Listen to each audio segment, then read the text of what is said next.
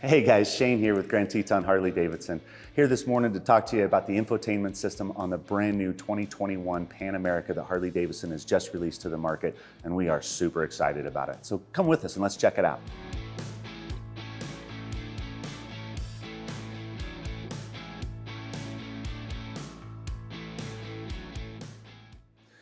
Okay guys, hey, real quick, we just want to talk to you about the factory presets that are in here under the pages.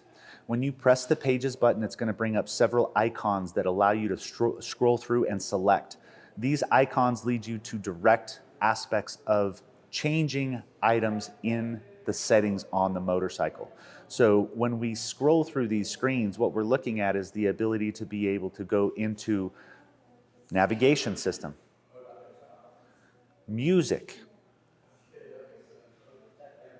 bike diagnostics and quick information settings, your general settings, and your main home screen selection. So as you scroll through these, each one giving you a different option of selection just based upon the controls and switches off the left-hand side of the bike. All right, guys, now that we touched base on each of these just briefly, I do want to give you a quick synopsis of what it's like to press on. I'm going to start with the navigation. So when I press on the navigation icon, through the connection with the HD Connect app on your phone, brings up an awesome GPS system. Only two options of button pressing here. It makes it user-friendly as all get out. We can blow up our screen, we can segue our screen, but all your programming is done through the HD Connect app. Makes it really, really nice and user-friendly. Pressing the Pages button again brings us back out to that main selection. I'm going to go ahead and select the Music button at this point.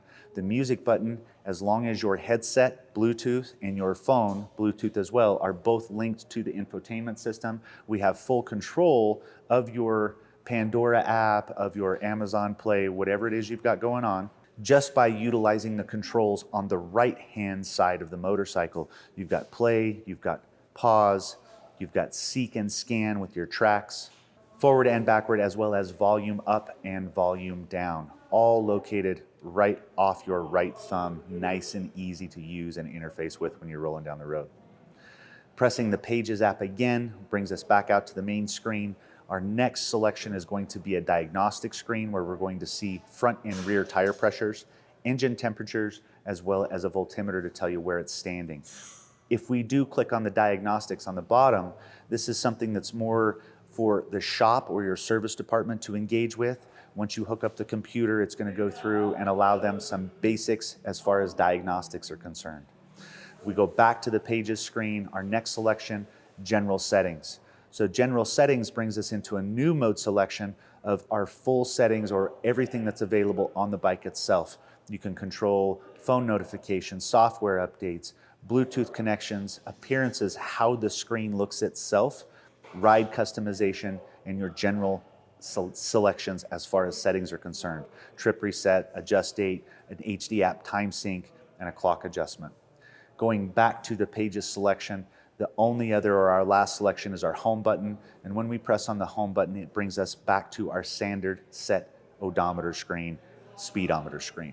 Okay guys, real quick, we just wanted to show you a different setting for the main infotainment screen. And real quick, I'm just going to point out, again, we have our headset connected, we have our phone connected, and we've programmed a route. And now when we program a route on our main screen, it is throwing up a brief directional here. It's telling you your next right-hand turn is 0.1 miles on Houston Circle. So it's taking us to an end result. It's throwing up a quick flash. But I like to have a little more of that information available just at a quick glance. So I want to show you the widget screen selection based upon the simple screen selection. So to do so, I'm going to go back to Pages. I'm going to scroll over to Settings.